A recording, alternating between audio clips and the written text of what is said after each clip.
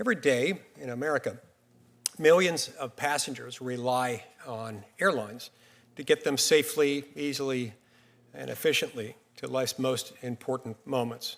Weddings, funerals, the birth of children and grandchildren, professional opportunities, job interviews, meeting with clients, old or new, and even in some cases, daily commutes. Air travel has become and genuinely is essential to our lives.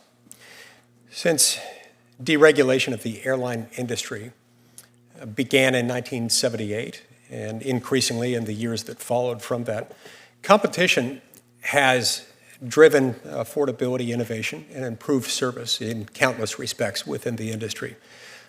For decades, rivalry among carriers allowed for consumer choice, and it kept fares within reach.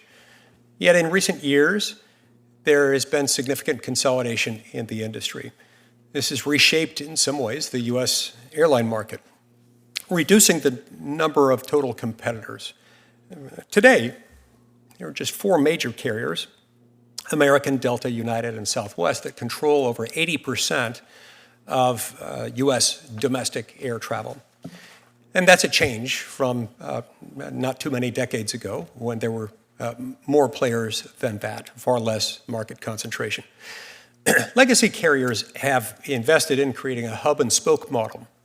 The model routes passengers through central airports more efficiently, and that has the effect of lowering maintenance costs, increasing connectivity, and otherwise increasing the beneficial network effects available to a larger airline. The hub system has also created some dominant positions, particularly at a few key airports. In Atlanta, Dallas, Fort Worth, Charlotte, and Newark, for example, a single airline controls between 70 and 80% of passenger traffic. In Salt Lake City, St. Louis, and Minneapolis, one carrier accounts for roughly 60% of passenger traffic. Even at airports with far less concentrated market shares, carriers often don't compete on the same routes, leaving travelers effectively with only one direct option for a specific destination. Some of this, of course, is going to happen in any system that involves as many cities, as many places where people might want to travel as others. Nonetheless, we see the trend as what it is, a trend that is perhaps resulting in less competition within the industry than we've seen at times in the past. This concentration is, at least in part, the result of a wave of mergers. Delta Northwest, then United, Continental, and Southwest AirTran. The Obama administration initially challenged the American-U.S. Airways merger, but it reached a settlement, one that seemingly failed to address the broader nationwide concerns alleged in the complaint in that case. Most recently, the Biden administration blocked the proposed JetBlue-Spirit merger, ostensibly to preserve Spirit as an ultra-low-cost competitor. In that case, the Department of Justice took an acrobatic distortion and contortion of the market and overlooked a lot of the real-world dynamics. The merger likely would have enhanced competition by creating a more financially stable airline with a larger network, one that could provide additional competition to the legacy carriers. This would have enabled more competition with these legacy carriers nationwide. And one thing we know about competition, it tends to bring down prices and it tends to result in improvements to quality as different competitors try to compete for the money of the passengers they want to carry. Yet after the merger was blocked, Spirit ended up filing for bankruptcy, as many predicted. This development raises key questions about enforcement and our antitrust framework, such as how a market ought to be defined and whether the failing firm defense captures real-world dynamics and incentives, and how this ought to frame how we think about antitrust law and the manner in which it's enforced moving forward.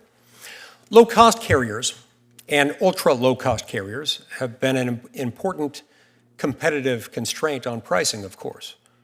There's a lot that they add to the picture. When one of these airlines enters a market, average fares typically drop, at least for the affected routes. But those competitive forces are facing financial headwinds. Spirit is in bankruptcy. Southwest is abandoning, in some ways, the very business model that made Southwest the disruptor that it's been, eliminating free checked bags and charging for seat assignments, moving closer to the legacy carrier model. JetBlue's partnership with American and the proposed merger with Spirit were blocked. JetBlue is now seeking a collaboration with United in order to survive. Broader economic conditions also present challenges. Aircraft supply shortages, engine repair delays, and rising labor costs all contribute and weighing on the overall competitive dynamic in the industry. Additionally, with fewer competitors than we've had in the past, the remaining airlines can coordinate on capacity more easily. This limits seat growth across the industry. Limited slots and limited gates also tend to reinforce those same constraints. So do shortages of air traffic controllers and an antiquated air traffic control system. The U.S. Department of Transportation is modernizing our air traffic control system. They're streamlining FAA hiring and raising the pay that they offer to controllers. And I want to commend Secretary Duffy at the Department of Transportation for his leadership in addressing these challenges and working towards solutions to each of them. The reforms are essential, not just for safety and reliability, but also for creating the capacity that we need in order to allow for an increase in competition.